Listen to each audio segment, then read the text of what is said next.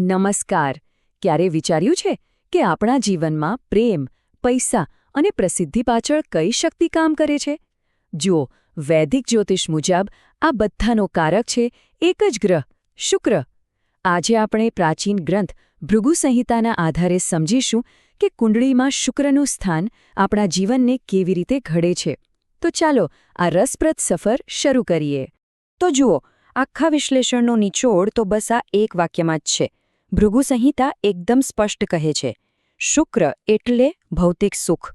પ્રેમ હોય, વૈભવ હોય, કળા કે સંપત્તિ, જીવનમાં જે કંઈ પણ આપણને આનંદ અને આરામ આપે છે ને, એ બધું શુક્રને આભારી છે.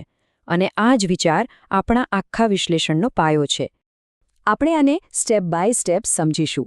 પહેલાં આપણે શુક્રના મૂળ સ્વભાવને ઓળખીશું, પછી કુંડળીના અલગ અલગ ઘરોમાં તેની શું અસર થાય છે એ જોઈશું. શરૂઆત કરીશું વ્યક્તિત્વ અને જીવનના પાયાથી.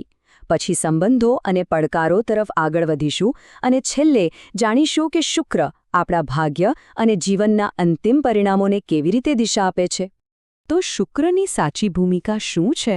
ચાલો સૌથી પહેલાં એ જ સમજીએ કે જ્યોતિષમાં શુક્રને કઈ શક્તિઓનો સ્વામી માનવામાં આવે છે અને એ આપણા જીવનની ગાથા કેવી રીતે લખે છે. શુક્ર એટલે ખાલી આકાશમાં દેખાતો એક તારો નહીં, પણ એ તો જીવનના સૌથી સુંદર અનુભવોનું પ્રતીક છે.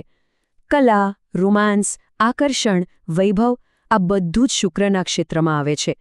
સાવ સરળ શબ્દોમાં કહીએ તો જીવનને જે કંઈ પણ જીવવા લાયક બનાવે છે એ દરેક સુંદર વસ્તુ પાછળ શુક્રની જ ઊર્જા કામ કરે છે. ચાલો હવે સીધા કુંડળીના મૂળમાં જઈએ. કુંડળીના પહેલા 4 ભાવો, મતલબ કે એવા વિભાગો જે આપણું વ્યક્તિત્વ, પરિવાર અને જીવનનો પાયો નક્કી કરે છે. ત્યાં શુક્રની હાજરી શું કમાલ કરી શકે છે? ચાલો જોઈએ.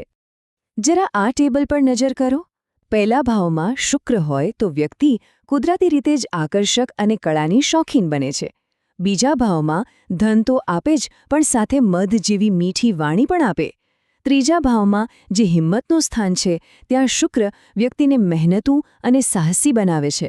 અને ચોથા ભાવમાં ઓહો, અહીં તો એ રાજયોગ જેવું ફળ આપે છે, એટલે કે સરસ મજાનું ઘર, વાહન અને પારિવારિક સુખ. આને કહેવાય જીવનની મજબૂત શરૂઆત. જીવનનો પાયો મજબૂત હોય એ તો બહુ સારું કહેવાય, પણ ખરી કસોટી તો સંબંધો અને જીવનના પડકારોમાં થતી હોય છે. હવે આપણે એવા ભાવો જોઈશું જે સર્જનાત્મકતા, સંઘર્ષ અને ભાગીદારી સાથે જોડાયેલા છે. અહીં શુક્રની ભૂમિકા થોડી વધારે જટિલ અને રસપ્રદ બને છે. 5મું ઘર છે બુદ્ધિ અને સંતાનનું. અહીં શુક્ર બુદ્ધિને જાણે કલ્પનાની પાંખો આપી દે છે અને વ્યક્તિને ખૂબ જ ક્રિએટિવ બનાવે છે. આ જ કારણે કલાકારો માટે આ સ્થાન ઉત્તમ ગણાય છે. અને હા, એની સાથે સાથે તે સંતાન સુખનો પણ એક સુંદર યોગ બનાવે છે. અહીં શુક્રનો ડબલ રોલ જોવા જેવો છે. જો છઠ્ઠા ભાવમાં જે પડકારોનું ઘર છે, ત્યાં શુક્ર શત્રુઓ પર જીત તો અપાવે છે, પણ સાથે સાથે સ્વાસ્થ્ય પ્રત્યે સાવચેત રહેવાનો ઇશારો પણ કરે છે. પણ જેવો તે 7મા ભાવમાં એટલે કે લગ્નના ઘરમાં આવે છે, ત્યાં આખું ચિત્ર જ બદલાઈ જાય છે. અહીં શુક્ર અત્યંત સુંદર અને ગુણવાન જીવનસાથી સાથે સુખી લગ્ન જીવનનું વરદાન આપે છે. 8મું ઘર એટલે રહસ્યો અને અણધારી ઘટનાઓનું ઘર. અહીં શુક્ર મિશ્ર ફળ આપે છે. એક બાજુ વારસામાંથી અચાનક સંપત્તિ મળી શકે છે, તો બીજી બાજુ સ્વાસ્થ્યનું ખાસ ધ્યાન રાખવાની ચેતવણી પણ છે. અને એક રસપ્રદ વાત એ છે કે આ સ્થાન વિદેશ યાત્રાથી ફાયદો થવાનો પણ સંકેત આપી શકે છે. સારું, તો હવે આપણા વિશ્લેષણના અંતિમ તબક્કામાં આવી ગયા છે.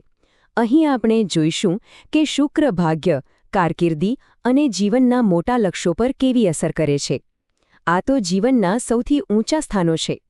અને હવે આપણે કુંડળીના શિખર પર પહોંચી ગયા છીએ, જ્યાં શુક્રની અસર ખરેખર જાદુઈ છે. 9મા ભાવમાં એ સીધું ભાગ્યને જ મજબૂત કરી દે છે. 10મા ભાવમાં જે કરિયરનું ઘર છે, ત્યાં તો કલા, ફેશન જેવી દુનિયામાં ટોચ પર પહોંચાડે છે. 11મું ઘર લાભનું છે અને અહીં શુક્ર ભૌતિક સુખોનો રીતસરનો વરસાદ કરે છે. અને છેલ્લે 12મા ભાવમાં અહીં શુક્ર વ્યક્તિને ખર્ચાળ તો બનાવે છે, પણ પૈસાની કમી નથી આવવા દેતો અને વિદેશમાં સ્થાયી થવાનો યોગ પણ બનાવી શકે છે. એક વાત યાદ રાખજો, આ બધી વાતો કોઈ આધુનિક કલ્પના નથી. આપણે જે કંઈ પણ વિશ્લેષણ કર્યું તેનો આધાર છે હજારો વર્ષ જૂનો ગ્રંથ ભૃગુ સંહિતા. આ સ્લાઇડ પર તમે એ જ શાસ્ત્રીય આધાર જોઈ શકો છો.